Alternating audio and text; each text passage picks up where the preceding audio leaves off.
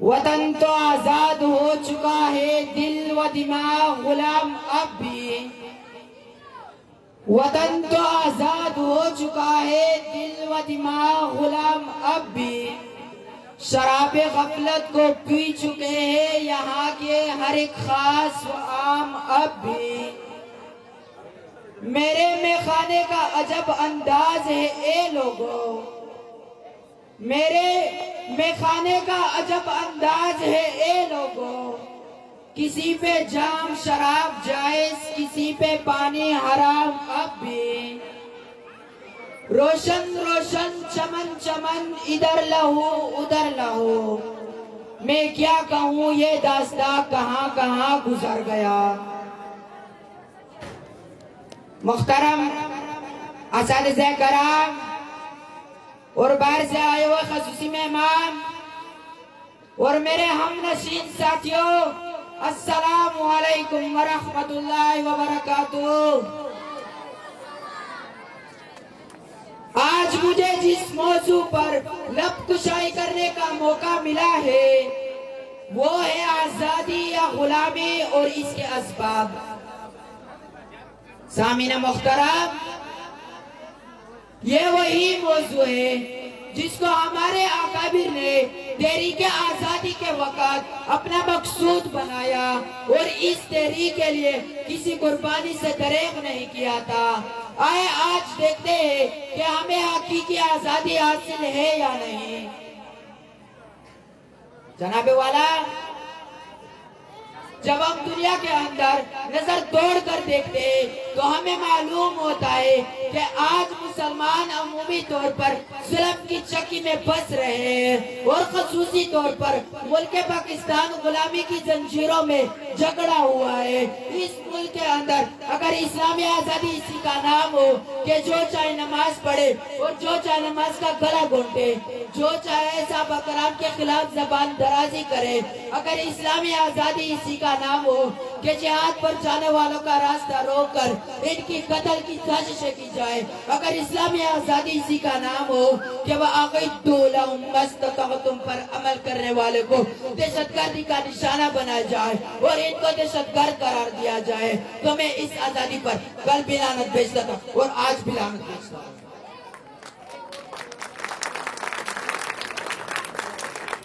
اسلام اگر منظور نہیں، قرآن اگر دستور نہیں۔ اسلام اگر منظور نہیں، قرآن اگر دستور نہیں، پھر لعنت ہو اس آزادی پر، یہ ملک و لشکر کچھ بھی نہیں۔ جناب والا، ہمیں آزادی چاہیے، رب کے کلمے کی آزادی، ہمیں آزادی چاہیے، قرآن کی تقدس کی آزادی، ہمیں آزادی چاہیے، دین کی بالادستی کی آزادی، ہمیں آزادی چاہیے، سپریم کورٹ سے لے کر عدالت تک رب کا قانون ہو، نبی صلی اللہ علیہ وسلم کا دستور ہو، صحابہ کرام کا نظام ہو۔ ایک طرف مدارس کے خلاف آڈینس کیے جا رہے ہو تو دوسری طرف کراچی کے اندر مساجد گرائے جا رہے ہو اور علماء کرام کو شہید کیا جا رہا ہو۔ ایک طرف علماء کرام کو دہشت گردی کا نشانہ بنایا جا رہا ہو تو دوسری طرف انہی علماء کو دہشت گردی کا نشانہ بنایا جا رہا ہو۔ اگر اسلامی آزادی اسی کا نام ہو تو 14 اگست منانے والوں کان کھول کر سنو، 14 اگست منانے والوں کان کھول کر سنو۔ اگر اسلامی آزادی اسی کا نام ہو تو میں اس آزادی کو جوتے کی نوک پر رکھتا ہوں۔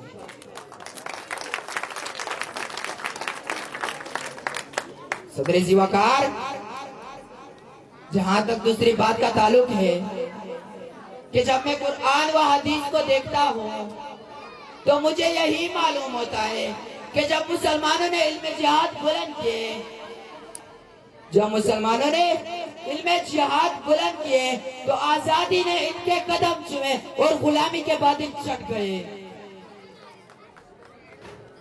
جب مسلمانوں نے علم جہاد بلند کیے تو آزادی نے ان کے قدم چومے اور غلامی کے بادل چڑھ گئے۔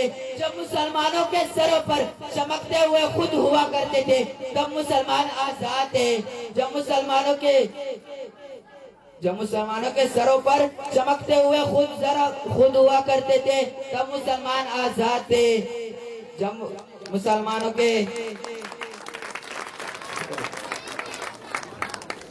ایک واقعہ ہے حضرت عمر فاروق رضی اللہ تعالیٰ عنہ کے دور میں، جب حضرت عمر نے یہودیوں کو خیبر سے نکالنے کا حکم دیا تو ایک یہودی نے بڑھ کر کہا کہ اے عمر، آپ کے سامنے اللہ کے رسول نے کیا کہا تھا؟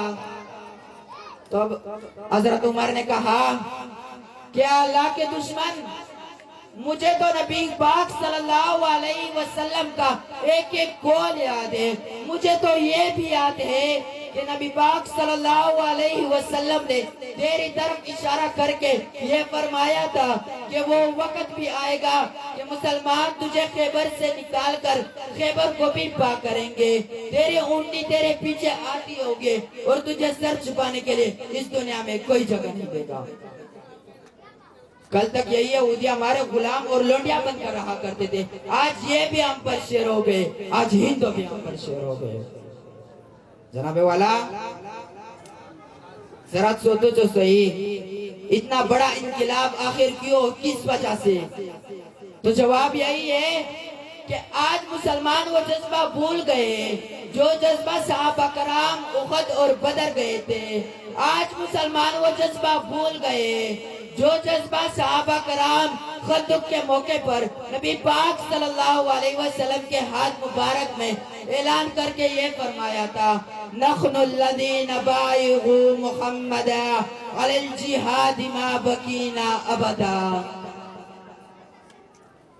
جناب والا، اگر آج بھی ہم تلوار ہاتھ میں لے لیں تو وہ وقت دور نہیں کہ ہم اپنے دشمن کو روس کی طرح ٹکڑے ٹکڑے کر کے یہ بتا دیں گے، کل روس بھی کرتے دیکھا تھا، اب سارے عالم کفر کو ٹوٹتا دیکھیں گے۔